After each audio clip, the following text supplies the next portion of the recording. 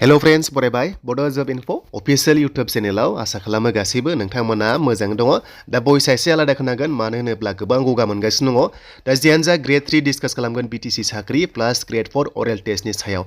दा लास्ट डेटआ जोंहा 20 नभेम्बरमोन आरो गोबांथार रिक्वेस्ट खालामनायनि गेजेरजों बिथांमोना लास्ट डेटखौ बारायदोंमोन आरो हरबाय 25 नभेम्बर।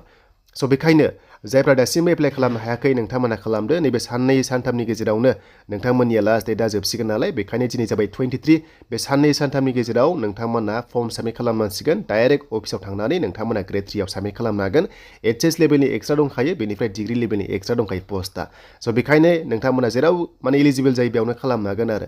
ओमफ्राय मोनसे बाथ्रा HS लेभेलनि एग्जामा एक्सट्रा जानाय चान्सआ दं। मानो होनोबा HS लेभेला नैबे डिग्रीजों एग्जाम होफानो हाया नालाय पेपारा एसे आलदा आलदा जायो। स' बेखायनो नोंथांमोना नैबे 2 days बे एग्जाम लानो हागौ एबा मर्निं एबा आफ्टारनुन बेबादि एग्जामखौ HS लेभेल बा डिग्री लेभेलाव लानो हागौ नेक्स्ट लेभेलाव आरो बे एग्जामा माब्ला जाथावगौ बेनि सायावबो जोङो कभार खालामगोन। बेयाव एसे एनालाइज खालामगोन। HS लेभेलनि एबा डिग्री लेभेलनि एग्जामा सोर लागोन बेनि सायावबो जास्ट एसे एनै कभार खालामगोन। दा मोनसे बाथ्रा एडमिटआ गांसे फैगोन आरो बेयाव माल्टिपल पस्ट थानाय चान्सआ दङ। जेरै HS लेभेलाव गोबांथार पस्ट दंमोन नालाय थिग बेयाव जि हरदों बे थानाय चान्सआ दङ। डिग्री लेभेलाव जि हरदों हमना ला LD एबा जुनियर एसिस्टेन्ट बा गोबांथार दंमोन ना, थिग बेबादिनो मोनसे एडमिटआवनो मोननै मोनथाम पस्टआ प्रेफारेन्सआ फैनो हागौ। बेबादि कन्डिसनखौ जों दायो मोनथ'दों, नाथाय फिक्स नङा।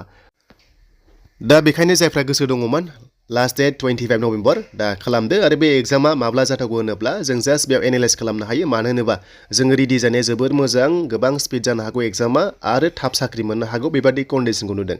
दा बेखौ नोजोर बोनानै जों नायनो हायो, जास्ट जोङो टेन्टेटिभ एनालाइज खालामनो हायो जे बे एग्जामा फैगौ 2025 जानुवारि फेब्रुवारियाव एग्जाम कन्डाक्ट खालामनो हागौ। मानो होनबा डिसेम्बराव जानाय नंखाया, नैबे एप्रिलनिफ्राय इलेक्सननि बारहावा नांगोन। ओरैनोथ' एप्रिलाव इलेक्सन जानो गोनांमोन, नाथाय एसे लेटबो जागोन बेबादि खोनादों। बाट नंगौ नङा फिक्स नङा।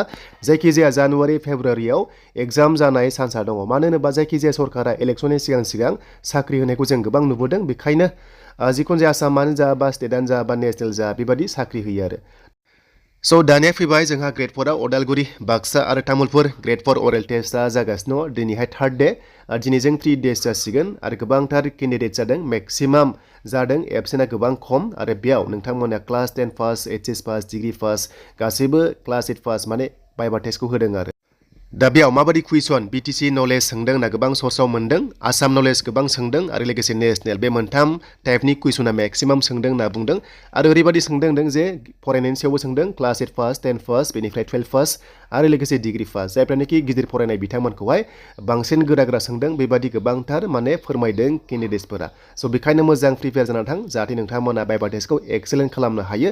आरो एक्सेलेन्ट खालामनो हायोबा नोंथांमोना चान्सआ दङ। मानो होनबा कम्पिटिसना गोबांथार दङ। 1:180 एबा 200 बो गोग्लैनो हागौ जायगा लायै जायगा आरो। मोनसे पस्टआव 150निफ्राय 200 जना फाइट खालामनो हागौ मोनसे पस्टनि थाखाय। मानो होनोबा गोबां हाजार दङ। स' बेखायनो मोजाङै मोजां होबानो जाबाय। गासैबो एन्सारखौ कारेक्ट खालामनो नाजा जाहाथे नोंथांमोना एक्सेलेन्ट थांनो हायो। स' दानिया रिजाल्ट आरो बे रिजाल्ट होनोबा हमना ला नोंथांमोननिया नभेम्बराव गासैबो बाइबा टेस्टआ जोबगोन नालाय, अब्ला डिसेम्बरनि लास्ट सप्तायाव चान्सआ दङ रिजाल्ट मोननो। दा जों बेखौ ओरैबादि एनालाइज खालामनो हायो, जों सानना लानो हायो, हमदांनो हायो जे जायखिजाया स्टेटआव एबा सेन्ट्रेलाव एबा गभर्नमेन्टआव ओरैबादि जाय रिजाल्टखौहाय माबा मोनसे मोजां हलिडे एबा माबा मोनसे मोजां सानबा दा बेबादि रिजाल्टखौ होयो। थिग बेखायनो जानुवारि एबा निउ इयार गिफ्टनि थाखाय रिजाल्टखौ होनो हागौ। दा निउ इयार 2025नि जानुवारिनि सिगां नोंथांमोना रिजाल्टखौ मोननो हागौ।